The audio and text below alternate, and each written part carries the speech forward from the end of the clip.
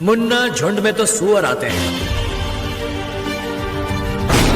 शेर अकेला ही आता है। मोदी को जवाब इंडिया के लोगों ने संविधान हाथ में लेकर दिया।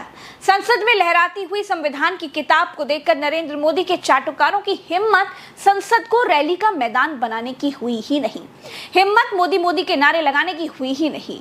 इस बार संसद में बहुत बड़ा बदलाव आया है। तो साथियों, सभी सांसदों ने शपथ ले ली और जब मोदी जी शपथ ले रहे थे तो राहुल लल्ला 99 सीट पाकर संविधान की कॉपी हिला हिलाकर दिखा रहे थे मोदी जी को, एक तरह से चिढ़ बना रहे हैं। एक मौके की गंभीरता और नज़ाकत भी ये नहीं समझते हैं, और समझे भी क्यों?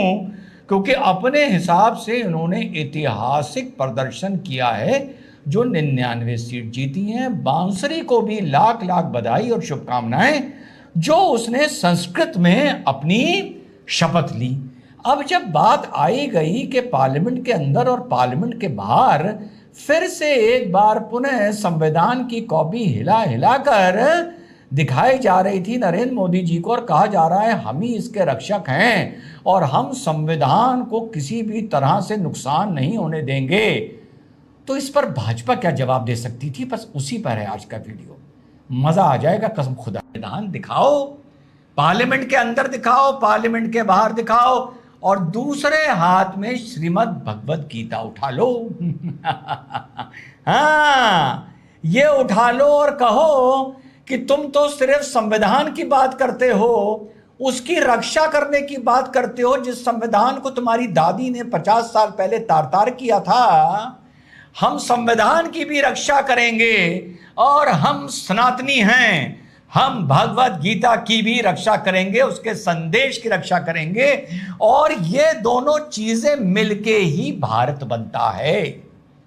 ये दोनों चीजें मिलके ही भारत बनता है, और ये संदेश भी चाहिए। और भैया, अगर नए भारत की ये पहचान है तो प्राचीन भारत की और भारत के अस्तित्व की ये पहचान है। अगर ये आज सेकुलर है तो वसुधैव कुटुंबकम के दम पर है, वो संदेश तुम्हें यहां से मिला है। अगर भारत में इस संविधान के चलते न्याय है तो इस न्याय को ऊर्जा यहां से मिली है। तो भैया, हम तो इन दोनों को अपने से दिल से लगा के रखेंगे कि तुम तो ढोंग कर रहे हो संविधान की रक्षा करने का और वचनबद्ध हो उसके लिए, तो हम भी भाई वचनबद्ध हैं संविधान के लिए, पर हम वचनबद्ध हैं भगवत गीता के लिए। दो आंखें हैं तुम्हारी, एक संविधान है, एक श्रीमद् भगवत गीता।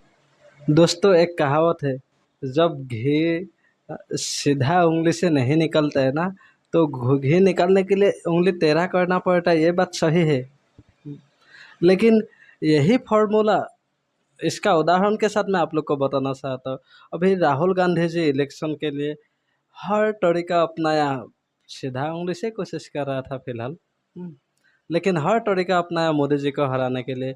कभी मजदूरों के पास गया है, तो कभी किसानों के पास गया है, कभी ट्रक ड्राइवरों के पास गया है, तो हर रास्ता अपनाने के लिए कोशिश किया। कभी भारत जोड़ो यात्रा भी शुरू किया था ना, लेकिन वो फिर भी असफल रहा है। अब जाके राजनीति के लिए ना, इस हमारे देश का जो संविधान है, हमारा देश का हर एक इंसान संविधान का कितना इज्जत करता है। हर एक आदमी, हर एक इंसान, हर एक नेता, सब जो संविधान के आगे घुटने टेकते हैं, वो संविधान लेके पार्लियामेंट पहुंच गया और वो गर्व से कह रहा है कि मैं संविधान का रक्षक हूं। अरे भाई, अगर तुम संविधान का रक्षक हो ना, तो भक्षक कौन है?